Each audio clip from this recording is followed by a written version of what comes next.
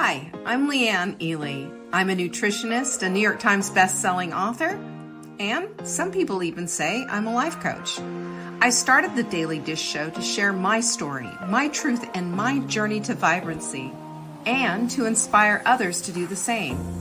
Because it's all about grit, perseverance, and finding a way despite the odds. It's about embracing the whole woman, not just the parts that are easy to love, and feeding her heart, mind, body, and soul. But I found that this isn't just my story, it's your story too. It's go time. This is the Daily Dish. It's going to be Truth Bomb City here. That's all I'm going to say. It's run for cover or put on your seatbelt or whatever, because this is what wise women do. They put the brakes on catastrophizing, and not only do they do that, but they look toward the solution to stopping this whole thing. And you know what the solution to this is? You ready? It's in our title of today's talk.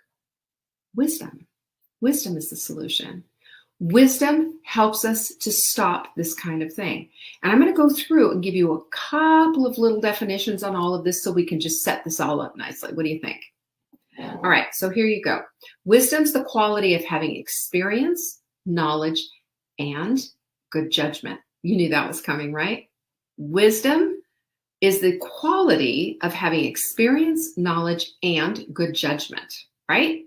Oh, I forgot the quote of the day, but there it is. It's in the, I might pull it out and use it in the show notes. So it's coming, just stay with me. It's also knowledge and the capacity to make good use of it. The capacity to make good use of it. Now, you remember what Maya Angelou said, right? She said that when we know better, we do better. That is, I will preface this whole thing, she's absolutely right. If we are inclined toward wisdom, because that's what wisdom does. Wisdom takes this knowledge, happily applies it, all right? But when we know better and don't do better, that you know what we become? This is really sad, but a container of worthless knowledge, because knowledge is worthless unless it's applied, right? Full stop. You got that. Hello, Angie, who is Maria. Nice to see you. So I think that at that point, it barely qualifies as knowledge. It's basically, like I said, a container of information. You've got information, but how does it become knowledge? How does it become used and become wise? How do we do all of that? Because the thing is that wisdom lifts knowledge to the place of perspective and sound judgment. We all know a lot of people who know a lot of things, but we also know a lot of people who are just know-it-alls. And a know-it-all doesn't apply the wisdom, just knows all of it. Unteachable is another way of putting it. And if you've met unteachable people, you know you can't teach them. They're going to continue to do the same thing over and over again, even though times have changed, even though they're told over and over again, that doesn't work anymore. You got to do this. It's 2021. I've seen this a million times. And what we need to be looking at is we need to look at the wisdom of what this knowledge is, right? Knowledge is wisdom when it's lifted up into perspective and sound judgment. There you go. So you can be knowledgeable without becoming wise. That's the thing that I'm trying to say here. And we've seen it. We've seen all that kind of stuff. Proverbs 4:6 says, do not forsake wisdom.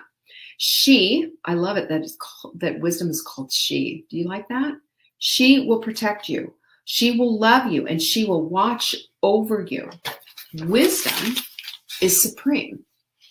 Wisdom's supreme. What does supreme mean? It means the very top end thing that you could possibly attain. Hello, Vanessa. Therefore, get wisdom. What a good directive, right? There's a Hebrew word called chokmah, chokma.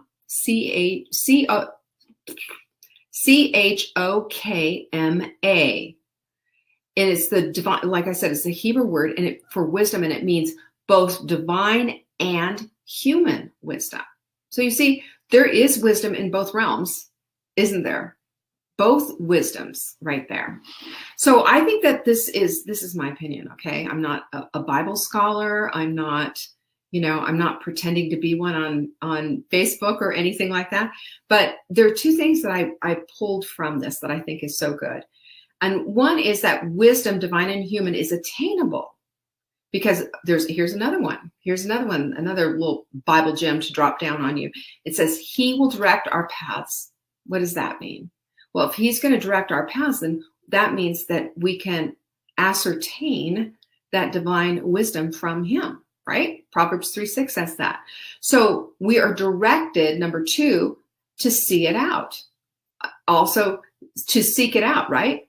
Seek and ye shall find. That's another one that we've heard before. So do you see how all that works? I mean, isn't that so very, very cool? Hi, Jackie. So if we're mountain makers out of molehills, that is, we've left wisdom behind, big time.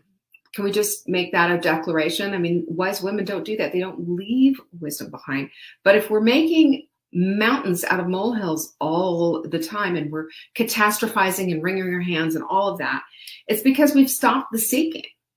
We're not seeking wisdom at that point. Instead, we're relying on our own experience and our own perspective. And guess what? That's all skewed. We all have a skewed perspective. Remember, we talked about confirmation bias. We all have confirmation bias. We don't see things exactly the way maybe we need to. We all see through the glass darkly. Ever heard that one?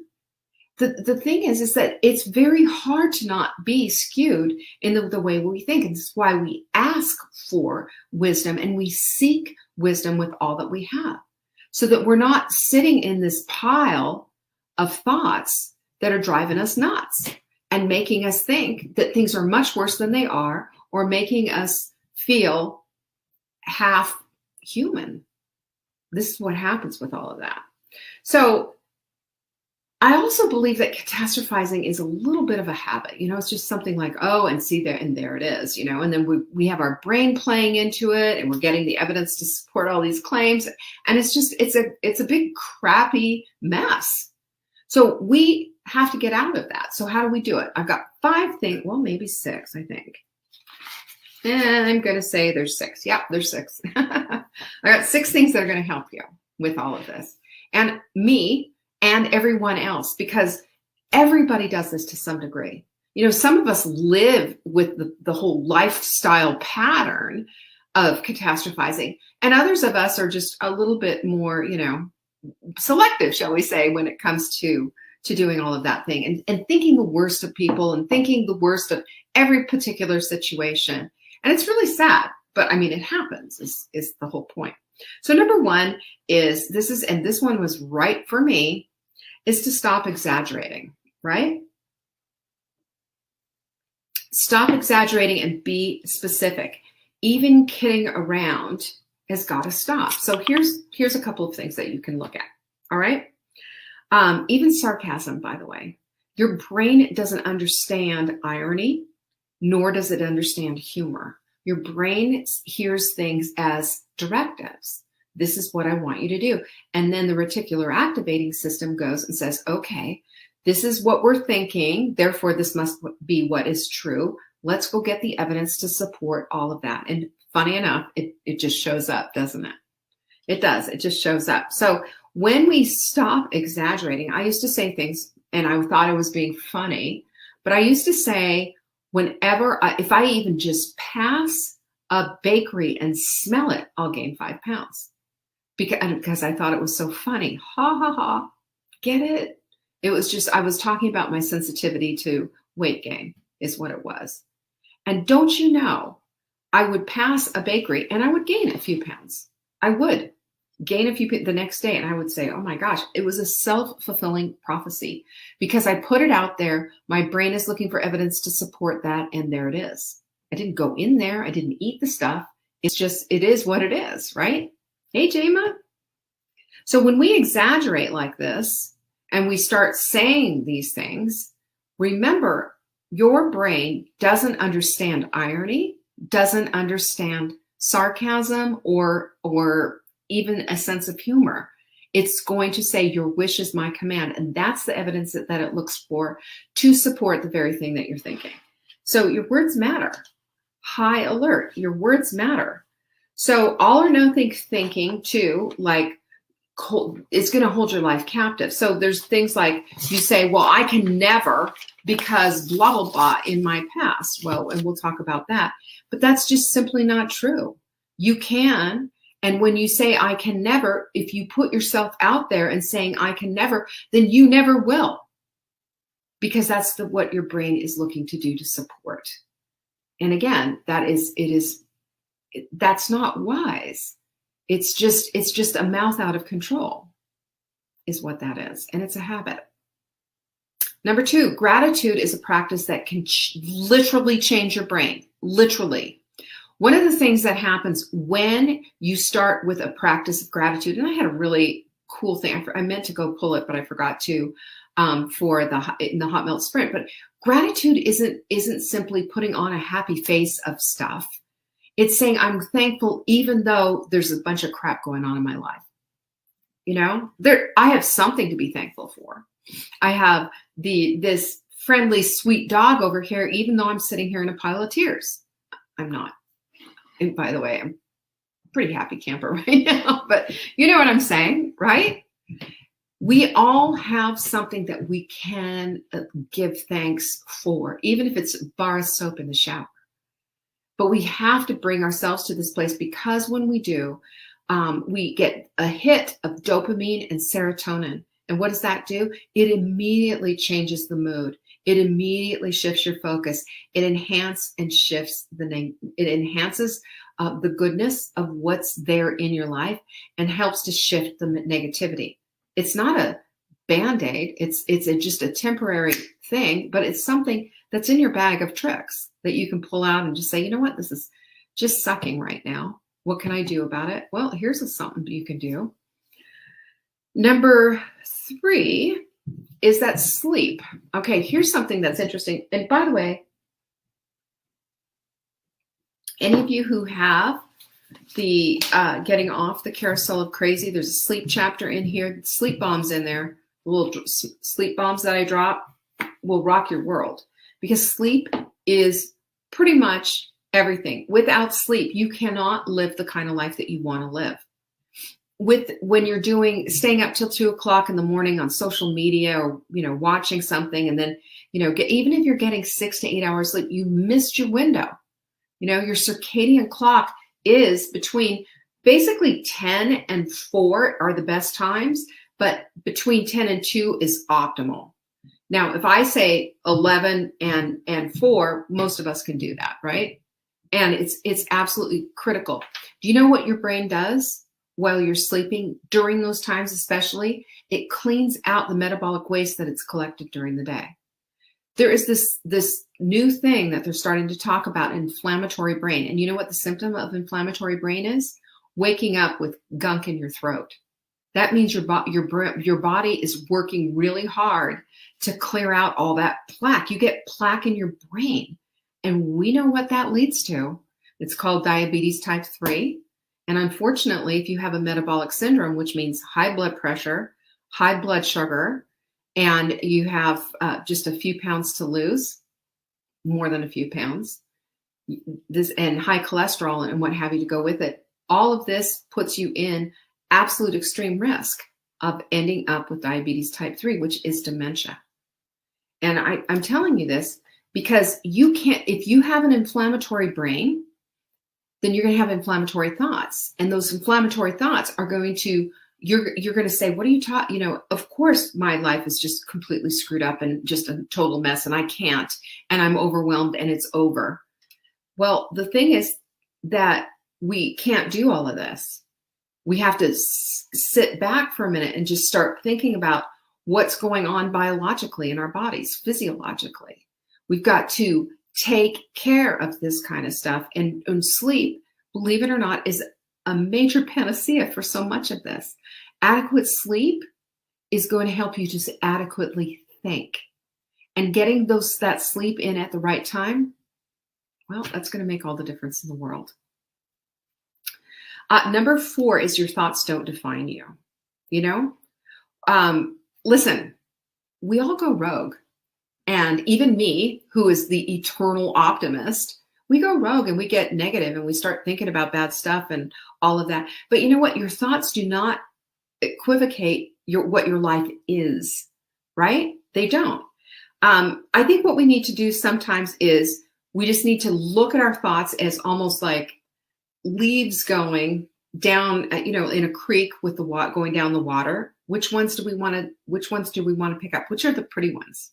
The rest of the garbage we can just let go by. We can choose our thoughts. We can. We have the ability and the capacity to choose them. So listen, here's the thing that I think. Our thoughts are just thoughts. They are not the definitive sum total of who you are, although that our thoughts do eventually become things, and our thoughts do attract in the things sometimes that we don't want.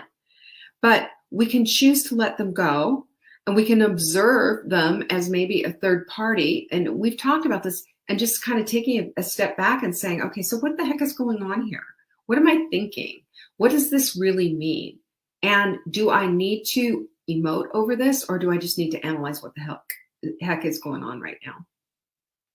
It's a great tool because it takes you out of your head for a minute and it makes you feel a little bit better.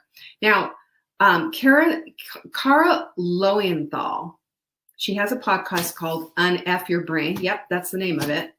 So don't let that, she's not one to watch her language, shall we say. Brilliant woman. And she has this thing called the thought ladder. And it just absolutely lit me up. And I love her ideas. And the thought ladder is like, let's say you have this really negative thought here. And up here is the thought that you want to have. But to get from this negative thing to this high thing, well, there's too much of a stretch there. You can't say, oh, I hate my body. It's so ugly. It's all full of stretch marks and fat and this, that, and the other thing. And then wake up in the morning and say, oh, you beautiful goddess. That's probably not going to happen. But her thought is to kind of walk yourself up to that and just maybe have a neutral thought. Okay, well, here we go. It's just so, here I am, I'm in this body and I have gratitude for the body, just a neutral, like cooling off period, of that particular thought. In other words, you don't have to leap from one really tragic bad thought to one really high thought. You can instead start implementing some other thoughts in between and go up the ladder till you finally get to the goal thought that you want, the one that's going to make you feel good, right? It's incredible. So a thought ladder is a great tool. You might want to take a look at that and maybe take a listen to her podcast. The other thing is that the past does not predict your future. This is number 5. There's hopelessness associated with catastrophizing. And when we are in that place, it's just like everything's going wrong. The world is going to hell in a handbasket. See, I've got the evidence to support all of that. This is my life. This is my family. This is all the things. And, we just have everything is explosive. Everything's inflammatory, and we're seeing things through with that lens. But this is the thing that can become learned helplessness. Like, see, I can't control any of this. And then what do you do? When you have this learned helplessness, you're just saying, but nothing can fix me. So back off, And it's not that you need platitudes and putting on a smiley face. What you need to do, though, is you need to just take a step back and say, really, is this what I want, though? Because if we have this thought and this notion that something else is running our show, now, depression happens. There are things that we can do about it. We can either do some counseling, or we can do some medication, or we can do some meditation, or there's a whole lot of stuff. And maybe it's a combination of all of the above. But just sitting and allowing for it is not only not proactive, but it's also puts you into this place of saying, see, what happened to me yesterday is going to be happening to me in the future because here I am right now. And that's it. learned helplessness. I can't do anything about it. I'm just going to sit there and allow for it. And that's not an option if you want to live any kind of a vibrant life, you know? Number 6 is, and you know what I would use for situations like this, especially, we need tools. Like I said, when we were talking about how your thoughts don't define you, a thought ladder, great tool. But for this kind of a thing, when we are trying to understand that the past is not going to be conflate the present or even the future, we need a tool for that. And I like to use questions. What if? Not like, what if the boogeyman comes and gets me and eats me in the middle of the night? Not stuff like that. But what if I did decide that, today is going to be a good day? What if I did decide that I am going to take a shower and wash my hair? What if I did decide that I'm not going to be, I'm not going to be defined by depression or whatever? In other words, doing something is going to help instead of doing nothing. And that's number 6, move your butt. And that doesn't mean go out and start an exercise program. I mean, I think it's a great idea. And again, it gets you right back to the whole thing of gratitude, because gratitude and exercise do the same thing and release serotonin and dopamine. When we understand how our brains work, we can work with those tools, right? But this one, what I'm talking about here is anything to get you up off your butt. Because sitting on your butt is one of the worst things that you can do. And then going through social media and seeing all these people who have perfect lives, right? Or all this stuff and just numbing out and checking out isn't going to help at all. But getting up, go, cook a meal, take a bath, take a walk with your dog, go out and garden, do something that isn't what you're always been doing. Because if you keep doing what you've always done, you're always going to get what you've always gotten. That's how it works. So if we want to change things, we got to do something and change it up. But don't just sit. Plus, sitting's the new smoking, you know that. We want to align ourselves with mindfulness, because mindfulness is the thing that moves us out of what the heck is going on. We can crush catastrophizing simply by being mindful and simply by understanding that one of the happiest moments in life is when you let go of things you cannot change. That's our quote of the day, quote of the week. And part of catastrophizing is holding on to everything and thinking it's just, a disaster. I can't, and holding on to the stuff that you cannot change and thinking, well, what if I just did this one thing? It's not going to change a thing, is it? And when we get to that place, we are happy because we've let go of something that's held us down for so very long. And when we're in the catastrophizing mode, and let's face it, we all do it. It's just what I'm talking about is not allowing that to run our lives. We've got, tools in our toolbox. We can pull them out anytime and use them to our advantage. And when we do, everything changes. Our whole perspective changes 100%. We're using our brains to our advantage. We're using our tools to our advantage. And we're seeing things maybe a little bit more clearly. What do you think of that idea? I think it's worth a try. That's what I think. Well, I hope you found that helpful. I sure enjoyed writing about this. I always have aha moments when I'm in the midst of doing all of this stuff. Peace be with you. Thanks for joining me today. Thank you for joining me today. You can find me on TikTok for daily tips to help support your most vibrant life. And remember, you are the author of your own story. Until next time.